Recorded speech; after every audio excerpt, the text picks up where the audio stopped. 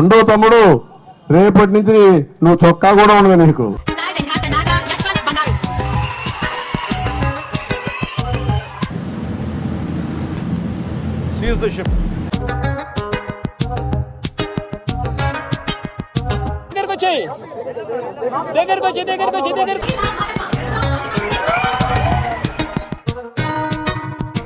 రావాడు ఆయన ఆగబడుతుంది కానీ గత మంది మీరు చుట్టూ.